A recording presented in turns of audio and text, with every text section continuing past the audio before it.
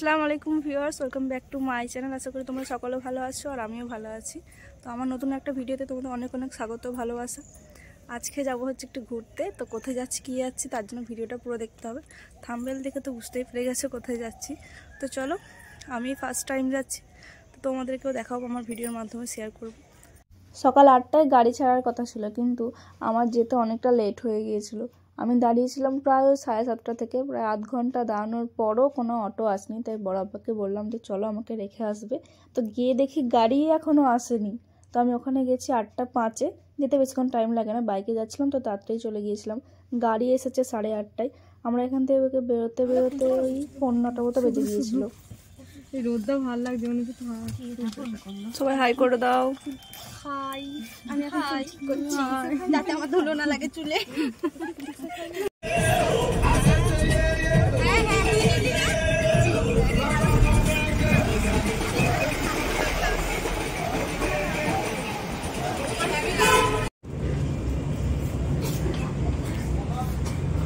তারপরে একটা দোকানে দাঁড়িয়েছিলাম, মানে 10টার খাবারটা এখান থেকে তুলে নিয়ে চলে যাচ্ছিলাম একবারে। কচুরি নিয়েছিল স্যার আর মিষ্টি নিয়েছিল। আগে থেকে একটা দোকানে বলা ছিল, ওখানে রেডি করে প্রায় রেখে দিয়েছিল। আমি আর স্যার গিয়ে জাস্ট নিয়ে এসেছি। তো এসে আবার সবাই চলে এলাম। এবার আমাদের জার্নি স্টার্ট হলো। মানে আগে তো যাই জায়গাটায়, তারপরে তো আসল ভিডিওটা স্টার্ট হবে। এখন তো জাস্ট আমাদের যে যাওয়ার ভিডিও সেটা তোমাদের সাথে শেয়ার করছি। তো দেখতে থাকো পুরো ভিডিওটা, অবশ্যই তোমাদের ভালো লাগবে। আর পুরো রাস্তাটাই স্যার আমাদেরকে বলতে বলতে যাচ্ছিলো যে এখানে কি, এখানটা কিসের জন্য বিখ্যাত, এখানে কি আছে, এটা কি। মানে আমরা জাস্ট স্যারের কথা শুনতে শুনতে যাচ্ছিলাম। আর গাড়িতে তো জোরে গান বাজছিল। মানে আজকে দিনটা খুবই এনজয় করেছি আমরা। তো বছরের লাস্ট দিনটা যে এত ভালো, লাস্ট দিন নয় এটা অবশ্য, 2 দিন আগে। তো বছরের শেষটা যে এত ভালোভাবে শেষ হবে কখনো ভাবিনি। আমাদের না আগের বছরও যাওয়ার প্ল্যান হয়েছিল, কিন্তু কোনো একটা কারণে ক্যান্সেল হয়ে গিয়েছিল। তোমাদের বোধহয় বলেছিলাম যে আমি একটা ড্রেস কিনেছিলাম ঘুরতে যাবো বলে, কিন্তু যাওয়া আর হয়নি। তো ওটাই আমি তখন বার্থডেতে পড়েছিলাম। ওটাই তো কাজ, ওটাই বাকি ছিল, আমি ফোনটা করে দিয়ে দিলাম। দাঁড়ান, ঠিক আছে, সবাইকে দেখি।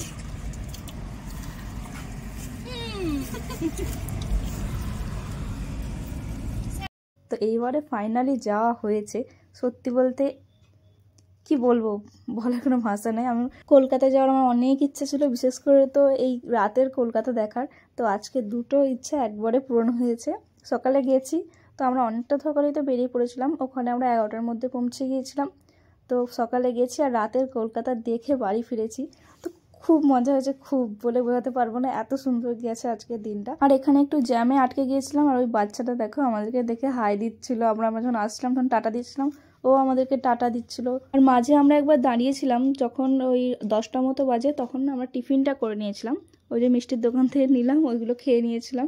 কেননা এরপরে যখন কলকাতায় ঢুকে যাব, ফার্স্টেই তো চলে যাব ঘুরতে, কারণ ঘুরতেই তো যাচ্ছি। তো ওখানে গিয়ে আর খাওয়া দাওয়া সেরকম হবে না, তাই এখান থেকে টিফিনটা করে নিয়েছিলাম রাস্তায়। তো গিয়ে এবার একটা জায়গা ঘুরে তারপরে আবার ওখানে গিয়ে লাঞ্চ করা হবে। তার এখানে রাস্তাটা এত সুন্দর লাগছিল না, হাইওয়ের এই জায়গাটা খুব সুন্দর। এই আমরা এটা পেছন থেকে ভিডিওটা করেছিলাম, সামনে থেকে করলে আরও সুন্দর লাগতো। আর বাড়ি ফেরার সময় তো আরও সুন্দর লাগছিল রাতের বেলা এই জায়গাটা। আর এখানে অনেক ঘোড়ার গাড়ি ছিল, প্রচুর প্রচুর, সবাই ঘোড়ার গাড়ি চেপে ঘুরে বেড়াচ্ছে দেখছি। তো আমরা এখন চলে এসেছি, ফার্স্টেই যাব আমরা এখন মিউজিয়ামে। এই সবাই একটু দেখ রে, আপনি চলে আসুন।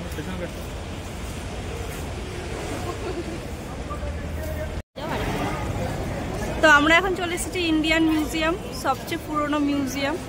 তো চলো এবার ভেতরে যাওয়া যাক। তো মিউজিয়ামে টিকিট কেটে ঢোকার পরে বিভিন্ন চেকিং হবে। চেকিংয়ের পরে কিন্তু আমরা চলে আসব একদম মেন গেটে। তো এইখান থেকে দুটো সিঁড়ি দুদিকে চলে যাবে, বড় বড় এই এতগুলো সিঁড়ি বেয়ে ওপরে উঠতে হবে। তো ওপরে উঠলেই দেখতে পাবো এখানে অশোক স্তম্ভ। আমরা ইতিহাসে যে অশোক স্তম্ভ পড়েছি, এখানে সেই স্তম্ভটাই দেওয়া আছে। তো আমরা ফার্স্টে না ওই চিত্রশিল্পী কলার ওখানে রুমটায় ঢুকেছিলাম।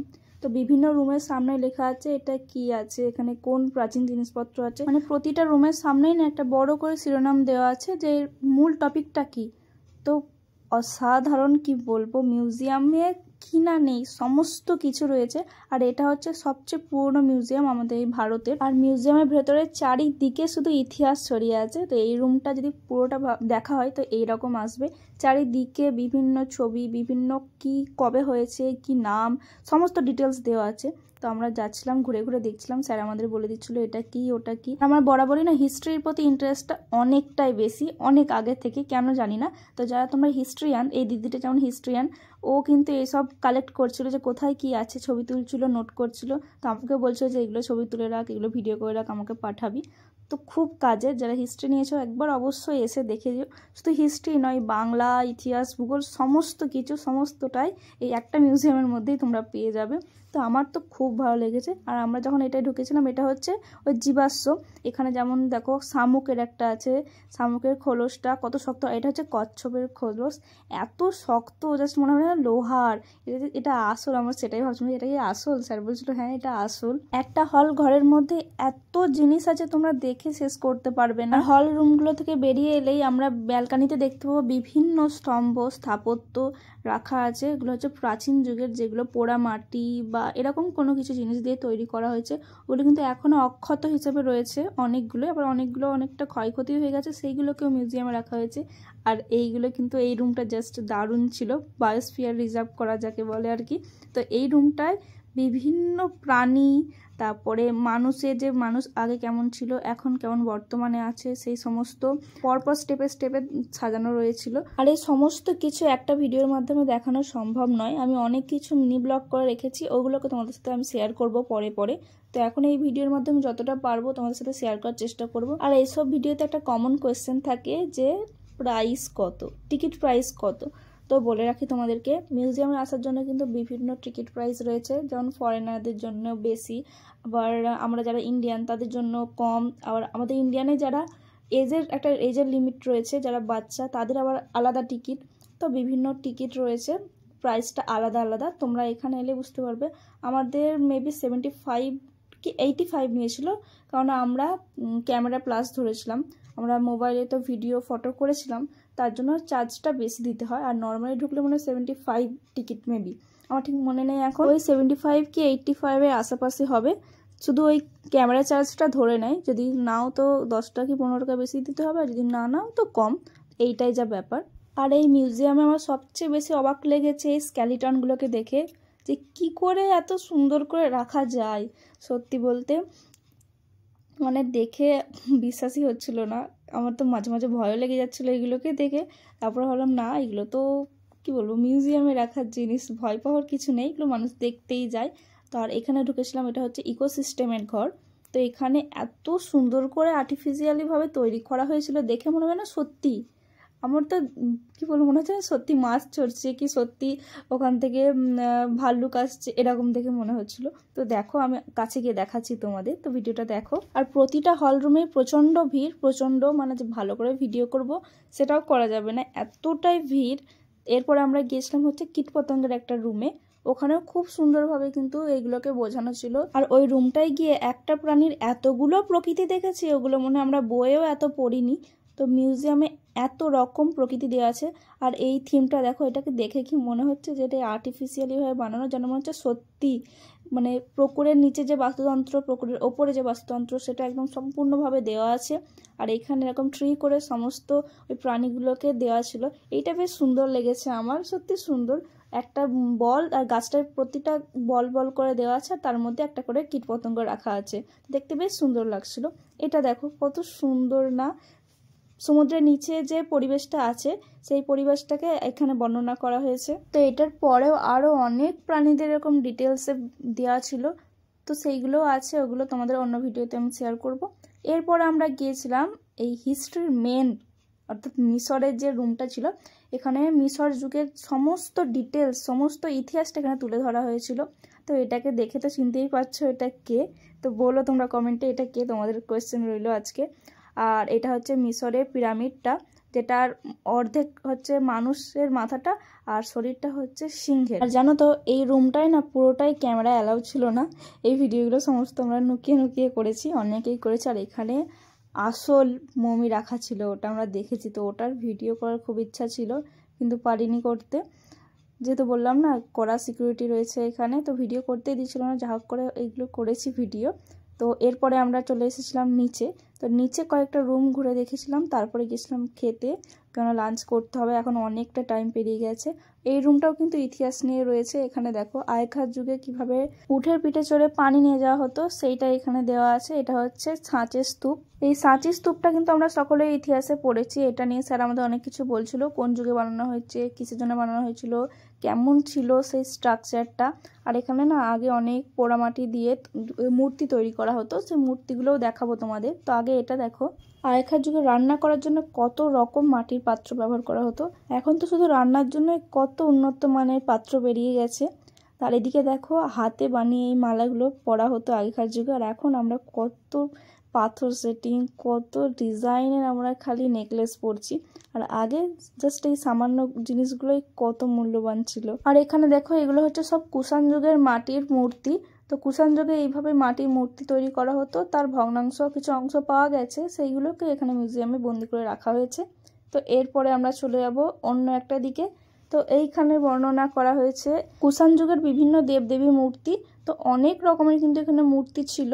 এই রুমটা মেনলি মাটির পাত্রগুলো ডিটেলসে দেওয়া ছিল, কিভাবে তার আগেকার যুগে ব্যবহার হতো, কেমন কি দেখতে ছিল তার ডিটেলস, তারপরে সেইগুলো কেমনভাবে ব্যবহার করা হতো সেইগুলো বিভিন্ন প্রসেস দেখানো ছিল ছবির মাধ্যমে, সেইগুলো কালেক্ট করে রাখা ছিল।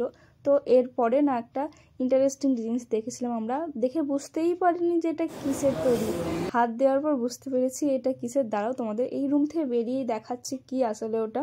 এই যে এই বক্সটার কথাই বলছিলাম, একদম রুম থেকে বেরিয়েই সামনে এই বক্সটা রাখা আছে। তো প্রথমত ভেবেছিলাম কাঁচ রয়েছে, তাই এরকম করে হাত দিচ্ছিলাম, হাত দিয়ে দেখছি না কাঁচ নেই, হাত দেওয়া যাচ্ছে। তো হাত দিয়ে ভাবলাম হয়তো এটা লোহার, না এটা হচ্ছে সম্পূর্ণ পাথরের তৈরি, আর এত শক্ত। এটা হচ্ছে প্রস্তর পেটিকা। তো প্রচণ্ড শক্ত, লোহার দিয়ে আবার চারিদিকে গার্ড করা আছে। ওটাকে দেখেই মনে হচ্ছে লোহার, কিন্তু ওটা লোহার নয়, ওটা আসলে পাথরের তৈরি। এইগুলো দেখেই বুঝতে পারছি যে আগেকার যুগে কেন পাথরকে হাতিয়ার হিসেবে ব্যবহার করা হতো। তখনকার যুগের পাথরে যে ক্ষমতা ছিল সেই ক্ষমতা মনে হয় এই বর্তমান যুগের অস্ত্রশস্ত্রে নেই। এরপরে আমরা চলে গিয়েছিলাম খনিজ পদার্থ আর পাথরের যে রুমটা ছিল সেই রুমটায়। তো এই রুমটা ঢুকে বেশ খানিকটা এগিয়ে এসে আমরা দেখতে পাবো এত বড় একটা গ্লোবে, যেখানে আমাদের পুরো পৃথিবীর সমস্ত দেশ এখানে দেওয়া আছে। আর এই রুমটায় না বিভিন্ন খনিজ পদার্থের সাথে সাথে বিভিন্ন রকমের পাথরের সাথে সাথে ক্রিস্টালগুলো খুব সুন্দরভাবে বক্সের মধ্যে বন্দি করে রাখা ছিল। ক্রিস্টালগুলো কিন্তু দেখতে আমার বেশ সুন্দর লেগেছে। অগ্নুৎপাত এই সমস্ত কিছু বা নদীর গতিপথ এইগুলো ভালোভাবে বর্ণনা করা ছিল। এই যে এই ক্রিস্টালটা এরকম কিন্তু অনেকগুলো বক্স রাখা ছিল এখানে। যমুনা যমুনা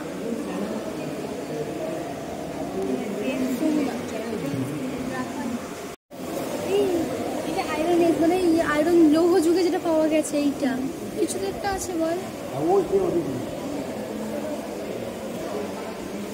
আমরা প্রথমে না মিউজিয়ামের পুরো ওপরটা ঘুরে নিয়েছিলাম, তারপরে নিচে এসেছিলাম। তো নিচে এসে ভিউটা জাস্ট অসাধারণ লাগছিল। ওপর থেকে তো ভালো লাগছিলই, আর নিচে থেকেও পুরো ভিডিওটা খুব সুন্দরভাবে আসছিল। তো এরপরে আমরা চলে গিয়েছিলাম লাঞ্চ করতে। তো লাঞ্চ করতে গিয়ে এই লাল রঙের বাড়িটা দেখতে পাই, এটা কি আমার জানার খুব ইচ্ছা হয়েছিল। তো লাঞ্চের পরে কিন্তু আমি গিয়েছিলাম ওখানে ফটোশ্যুট করতে। তো ফটোশ্যুটের জন্য জায়গাটা এত সুন্দর, খুব সুন্দর। আমি ওখানে অনেকগুলো ফটোশ্যুট করেছি। তো আমরা এখানে চিকেন থালি আর মাছ থালি নিয়েছিলাম। তো মাছ খেলে আমার গ্যাস হয়ে যায়, তাই জন্য আমি মাছ নিইনি, চিকেনে নিয়েছিলাম, তাও খেতে পারিনি, আমি কমপ্লিট করতেই পারিনি, আমরা কেউই পুরোটা কমপ্লিট করতে পারিনি। তো খাওয়া দাওয়া করার পর আবার চলে এসেছিলাম মিউজিয়ামের অন্য একটা রুমে। এইখানেও এরকম পোড়ামাটির তৈরি বিভিন্ন রকম স্ট্রাকচার রাখা ছিল। তো সমস্ত মূর্তিগুলোই না অর্ধেক একটা ভিডিওর মাধ্যমে সমস্ত ভিডিওগুলো শেয়ার করা সম্ভব নয়। এরপরে আরও দুটো জায়গায় গিয়েছিলাম, সেগুলো আলাদা পার্টে পার্টে তোমাদের সাথে আমি অবশ্যই শেয়ার করব। তো নেক্সট ভিডিওগুলোর জন্য চ্যানেলটাকে অবশ্যই ফলো করে রেখো। আর এই ভিডিও কতটা কি দেখাতে পারলাম জানি না, তবে সমস্ত মিউজিয়ামটা আমি ভিডিও করে রেখেছি। পরে আরও ব্লগ আসবে, ওগুলো মিনি ব্লগের মাধ্যমে তোমাদের সাথে আমি অন্য অন্য রুমগুলো শেয়ার করে দেবো। তো চ্যানেলটা ফলো করে দাও, চ্যানেলে নজর রেখো, আরও সুন্দর সুন্দর ভিডিও আসছে। তো চলো আজকের মতো ভিডিওটা এখানেই শেষ করছি, দেখা হবে নেক্সট কোনো একটা কলকাতার ভিডিওতে। তো কলকাতার কিন্তু এখনও দুটো জায়গা বাকি আছে, তো ওগুলো শেয়ার করবো। তো চলো আজকের মতো টাটা।